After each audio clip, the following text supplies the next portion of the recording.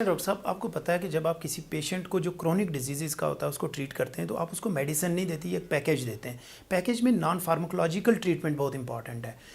Diabetic patients میں naan pharmacological کون سی treatments ہیں جو آپ ریکمینڈ کرتے ہیں کہ میڈیسن کے ساتھ یہ ضرور سیڈنٹری لائف سٹائل سے لے کے فوڈ تک؟ جی دیکھیں، اس میں ایک بنیادی چیز ہے جو ناظرین کو سمجھنے کی بات ہے کہ جو ڈائبٹیز کی ٹریٹمنٹ ہے نا، اس کا سب سے پہلا رول یہی ہے کہ آپ نے اپنی زندگی کو چینج کرنا ہے. زندگی کی طرز و طریقے جو ہیں ان کو آپ نے چینج کرنا ہے. ٹھیک ہے، یعنی سب سے پہلے یہ ہے کہ ہمارے ہاں لوگ بے ٹائم کھانا کھاتے ہیں، تو ہم نے یہ پہلے کرنا ہے کہ ایک ٹائمنگز کر دیں. آپ کا لبلبہ کمزور ہو جاتا ہے، اس کو اتنی خوراک دیں کہ وہ آپ کو ہضم کر سکے، آپ کی شوگر کو لیول کو کنٹرول کر سکے. تو اس لیے ہم کہتے ہیں کہ عام بندہ اگر 3 ٹائم کھانا کھاتا ہے تو ڈائبٹیز والا پیشنٹ وہی کھانا لے لے، اس کو 4-6 اس میں تقسیم کر. یہ بہت امپورٹنٹ ہے. یہ بہت اسٹمک کو ایمپٹی بھی نہیں رکھنا اور فل بھی نہیں کرنا.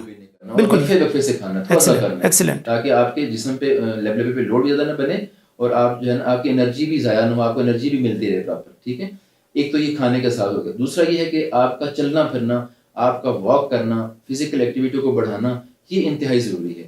اگر ہم ویٹ کم کریں گے تو اس سے ہماری ڈائبٹیز ایک تو کنٹرول ہوگی، کمپلیکیشن ریٹ کم ہوگا، اور جو ہے نا ہم دیر پا اپنی کمپلیکیشن کو روک سکتے ہیں. میں ایک ایگزامپل دیتا ہوں کہ لیٹسٹ ڈیٹا یہ بھی ہے کہ اگر آپ ایک بندہ 15 کلو اپنا وزن کم کر لیتا تو اس کی ڈائبٹیز ایبسلیوٹلی نارمل ہو جاتی ہے.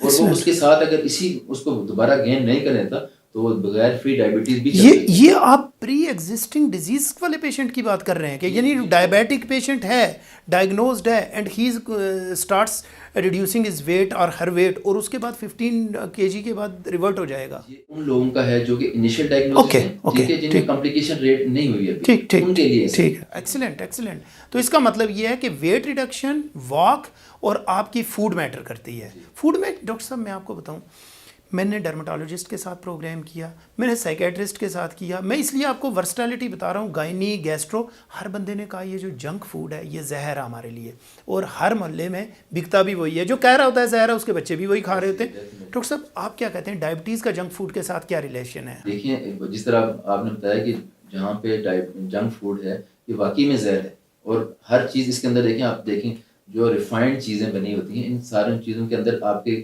کاربوہائیڈریٹس اس طرح کے ہیں کہ وہ فوراً ریڈی ٹو مطلب یوز ہوتے ہیں. بالکل صحیح. تو جو ہی آپ لیتے ہیں تو ایک دم سے آپ کا شوگر لیول بہت ہائی ہو جاتا ہے، اسپائکس آتی ہیں شوگر کی، وہی آپ کو نقصان پہنچاتا ہے. بالکل صحیح. ٹھیک ہے، تو اگر آپ ان چیزوں سے بچیں، اور پھر ویٹ گین ایکسٹرا ہوتا ہے. ٹھیک ہے، جو جتنا ویٹ گین ہوگا آپ کی انسولین ریزسٹنٹ بڑھے گا، انسولین ریزسٹنٹ بڑھے گا، آپ کی ڈائبٹیز اور خراب ہوتی جائے گی. ٹھیک ہے، بالکل صحیح. اور کچھ چیزیں ایسی ہیں کہ جن میں مطلب ہم بچوں کو، آپ جس نے بات کی کہ واقعی میں ایسے ہے کہ ہم اپنے بچوں کو منع کرتے ہیں، اس کے باوجود اس کی ٹیونا پوئے ہوئے ہیں ڈاکٹر صاحب، پتہ نہیں شاید ایڈوکیسی ایسی ہوئی ہوئی ہے مطلب ان جنک فوڈ کی کہ وہ ہم 10 دفعہ کہیں گے تو وہ 20 دفعہ اور سنیں گے. ڈاکٹر صاحب دیکھیے کیوں پرابلم کہاں ہے، جو میں نے اتنے پروگرامز کے بعد آئیڈینٹیفائی کیا وہ یہ ہے کہ بینگ ڈاکٹر میری بھی ذمہ داری ہے یہاں بیٹھ کے ایز اینکر، آپ کی ذمہ داری ہے ایز ڈاکٹر لوگوں کو بتانا کہ یار یہ زہر ہے. لیکن جو ہی باہر نکلیں گے تو وہ بڑا ایک بل بورڈ دیکھیں گے، اس کے اوپر بڑا اٹریکٹیو قسم کا برگر بنا ہوگا جس کے اندر سے چیز نیچے، وہ تو ویسے ہی منہ میں آپ کو پتہ ہے ویگس نروز اسٹیمولیٹ ہوتی ہیں، آپ کے منہ میں پانی آ جاتا ہے. ڈاکٹر صاحب آپ کو یاد ہوگا یہ ہو رہا تھا 80s اور 90s میں سگریٹس کے ساتھ.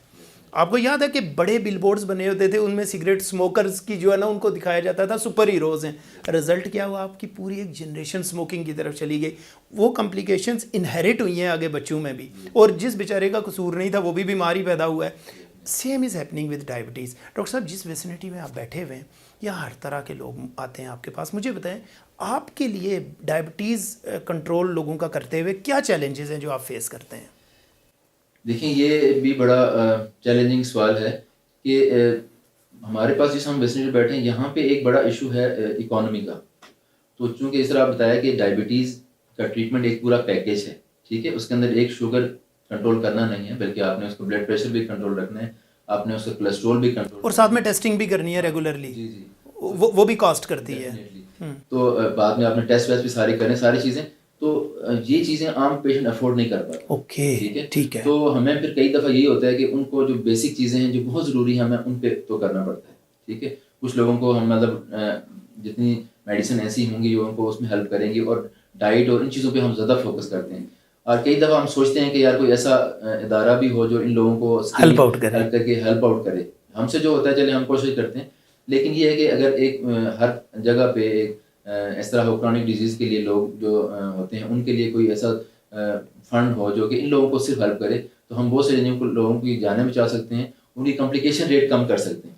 اور کمپلیکیشن ریٹ کم نہیں کیا ہم نے تو ایک وہ بڑا ڈیزاسٹر ہمارے سامنے آنے والا ہے. جس طرح ہماری ڈائبٹیز بڑھ گئی, اس طرح میں آپ بتایا کہ 2017 میں ہمارے پاس 7.7 ملین پیپل تھے اور 2019 میں ہمارے پاس 16.4 ہو گئے, اور ابھی ہمارا یہ ایکسپیکٹڈ جو تھا کہ ہم نے تھرڈ میں جانا ہے 2045 پہ, لیکن ابھی ہم 21 میں ہی تھرڈ پہ آ گئے.